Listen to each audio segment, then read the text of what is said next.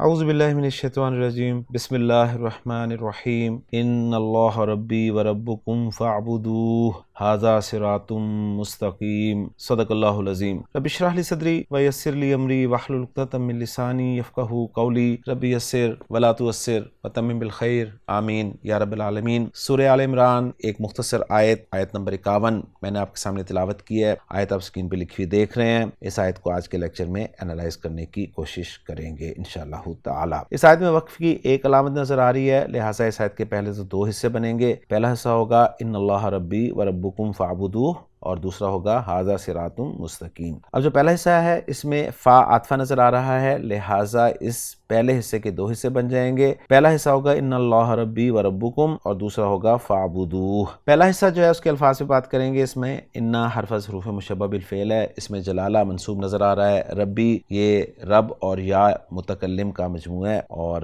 واو حرف ہے جس کے بعد ربکم یہ رب اور کم کا مجموعہ ہے۔ ربی میں یا ضمیر مجرور متصل واحد متکلم کی ہے، اور ربکم میں کم ضمیر مجرور متصل جمع مذکر حاضر کی ہے۔ دوسرے حصے کے الفاظ پہ بات کریں تو فا حرف ہے، اوبدو فعل امر ہے، عین با دال روٹ لیٹرز جمع مذکر کا صیغہ ہے، عبد یعبدو عبادت کرنا کے معنی میں یہ فعل استعمال ہوتا ہے، اور ساتھ جو ضمیر لگی ہوئی ہے ہو کی، وہ ضمیر منصوب متصل واحد مذکر غائب کی ہے۔ پہلے حصے کے دونوں حصوں کے الفاظ پہ بات کرنے کے بعد اب ہم چلتے ہیں دوسرے حصے کے الفاظ کی طرف، اور یہ سمپل جملہ ہے ہمارے سامنے کہ ھذا صراط مستقیم، جس میں تین اسم استعمال ہوئے ہیں۔ ایک ہے ھذا جو کہ اسم اشارہ واحد مذکر قریب کا ہے، اور ایک لفظ ہے صراطن جو کہ مرفوع ہے، راستے کے لیے استعمال ہوتا ہے، اور مستقیمن یہ بھی اسم مرفوع استعمال ہوا ہے، اور سورۃ الفاتحہ کے لیکچر میں اس لفظ پر تفصیل سے بات ہو چکی ہے، لیکن آپ کی یاد دہانی کے لیے میں ذکر کر دوں کہ قاف واو میم روٹ لیٹرز کو باب استفعال میں استعمال کرتے ہوئے استقامہ یستقیمو استقامتن سے یہ اسم الفاعل کا صیغہ ہے۔ تو الحمدللہ جی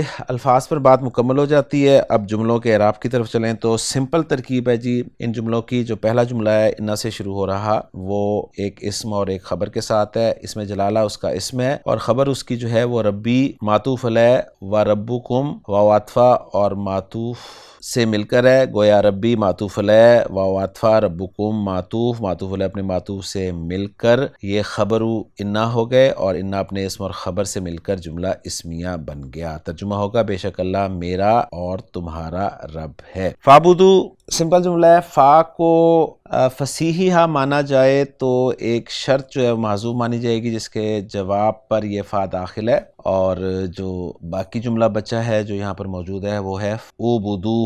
اوبدو فعل بفاعل ہے، واو ضمیر مرفوع متصل فاعل ہو گیا، اور ہو ضمیر جو ہے یہ مفعول بھی ہے، فعل اپنے فاعل اور مفعول بھی سے مل کر جملہ فعلیہ بن جاتا ہے۔ ترجمہ ہوگا تم عبادت کرو اس کی، اور اگر شرط محذوف مان کر ترجمہ کریں تو پھر بات لمبی ہو جائے گی، لیکن بہرحال فا کو فصیحیہ ماننے کی صورت میں ہمیں شرط جو ہے وہ محذوف ماننی ہی پڑے گی۔ اور ایسی صورت میں آپ کو پہلے بھی بتا چکا ہوں کہ ایک جملہ عام طور پر ہر جگہ پہ محذوف نکالا جا سکتا ہے، شرط والا جملہ، کہ اذا الامر کذالک، اگر معاملہ ایسا ہی ہے تو فاعبدوہ تم سب اس کی عبادت کرو۔ آخری جملہ اس آیت کا سمپل جملہ اسمیہ ہے۔ ھذا مبتدا ہے جس کی خبر جو ہے وہ صراط مستقیم مرکب توصیفی کی صورت میں آپ دیکھ رہے ہیں، اور مبتدا اپنی خبر سے مل کر جملہ اسمیہ بن رہا ہے۔ ترجمہ ہوگا اس حصے کا، اور یہ سیدھا راستہ ہے۔ تو الحمدللہ جی سمپل سی آیت تھی جو مکمل ہو گئی ہے، اور محمود صافی صاحب کی ورکنگ پہ اگر ہم نظر ڈالیں تو انہوں نے ان اللہ ربی والا جملہ لا محل لہ استنافیہ قرار دیا ہے، اوبدو والا جملہ لا محل لہ جواب الشرط مقدر، ای اذا اردتم الفوز والنجاح فاعبدوہ،